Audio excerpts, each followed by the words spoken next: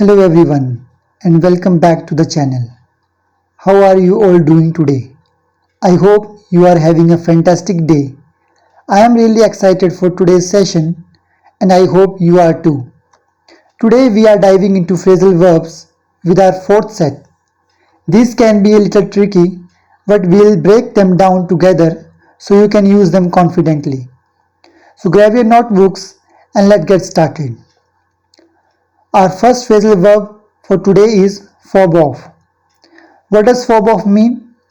This phrasal verb means to appease or trick someone with lies or excuses, or to sell or dispose of inferior goods by deception.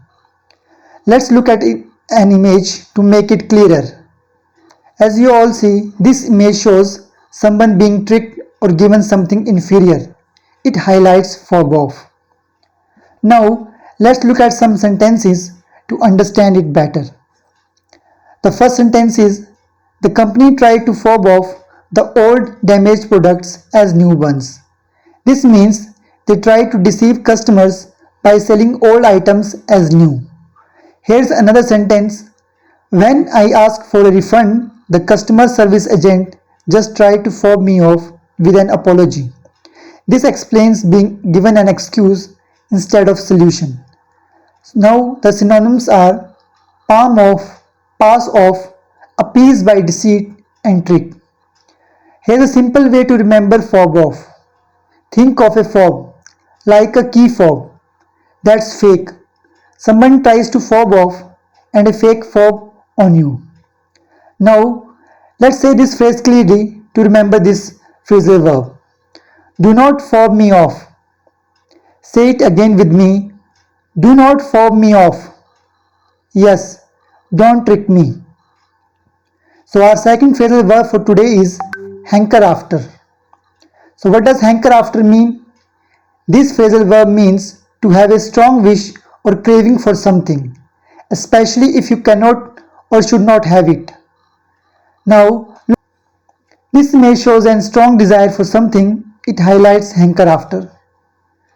Look at some sentences to understand it better. After weeks of healthy eating, I started to hanker after a big slice of chocolate cake, which means I had a strong craving for cake. Here's another sentence. Even after all these years, he hankers after the simple life he had in the countryside, which means a persistent longing for a past way of life. Now the synonyms are crave, long for, pine for, yearn for, and hunger for. So here's a simple way to remember hanker after. Just imagine a hanker that's an empty, making you hanker after new clothes to fill it. Let's say this phrase clearly to remember it. I hanker after it. Say it again with me. I hanker after it. Yes, I strongly desire it. Our third phrasal verb for today is pine away. What does pine away mean? This phrasal verb means to become thin and weak because of sadness, grief, or longing. It implies a gradual decline due to emotional distress. Now look at an image. This image represents a gradual weakening due to sadness. It highlights pine away. Now let's look at some sentences to understand it better. After her pet moved away, the little girl would just pine away in her room, missing her friend, which means she became sad and withdrawn due to grief. Here's another sentence. He spent years pining away for a love he could never have, losing his zest for life. This explains a prolonged period of sadness and longing that affected his well-being. Now the synonyms are languish, waste away, weaken, and fade. Here's a simple way to remember pine away. Think of a pine tree that is slowly withering away because it's not getting enough water or sunlight. Let's say this phrase clearly. Do not pine away. Say it again. Do not pine away. Yes, don't waste away from sadness. Our fourth phrasal today is warm out of someone. What does warm out of someone mean? This phrasal verb means to get information from someone by asking many questions or by using clever, often subtle methods of persuasion. It implies extracting information slyly. Now, let's look at an image. This image represents subtly extracting information. It highlights warm out of someone. Now, let's look at some sentences to understand it better. The detective managed to worm the truth out of the suspect after hours of questioning. This means the detective cleverly extracted the truth. Here's another sentence. I tried to worm the secret out of my brother, but he would not tell me anything. This explains attempting to slyly get information from someone. Now the synonyms are extract, elicit, coax, wheedle, and pry. Here's a simple way to remember worm out of someone. Imagine a worm slowly and subtly making its way out of the ground. Similarly, you worm out information slowly and subtly. Let's say this phrase clearly. Worm it out.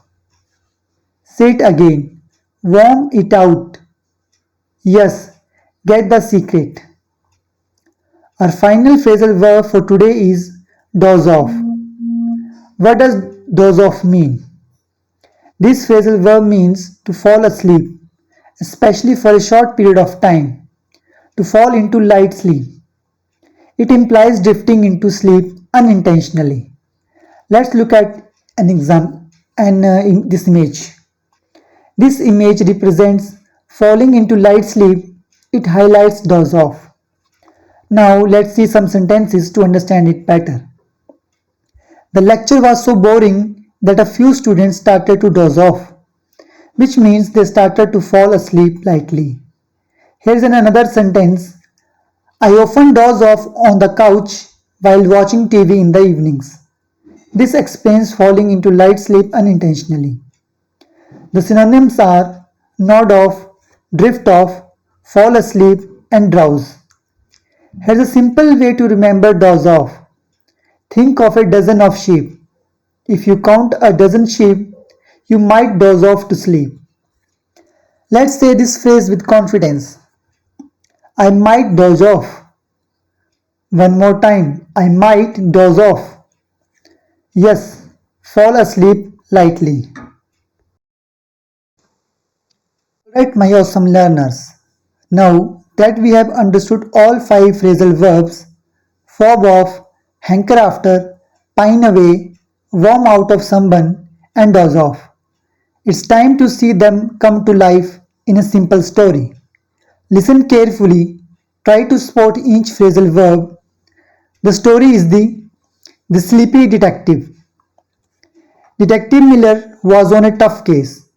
He suspected the witness was trying to fob him off with false information. Miller, a man who secretly hankered after a quiet life in the countryside, knew he could not let this witness deceive him. He spent hours trying to worm the truth out of the reluctant witness. Using every clever trick he knew, the witness, tried from the long questioning, started to pine away, looking weaker and sadder. Miller himself felt exhausted. He almost dozed off a few times, but his determination kept him awake. Finally, the witness, too weary to resist, revealed the real story. Miller had gotten his truth. So, what's the important lesson we learn from the Sleepy Detective? When someone tries to fob you off, don't pine away in frustration. If you truly hanker after the truth, you might have to warn it out.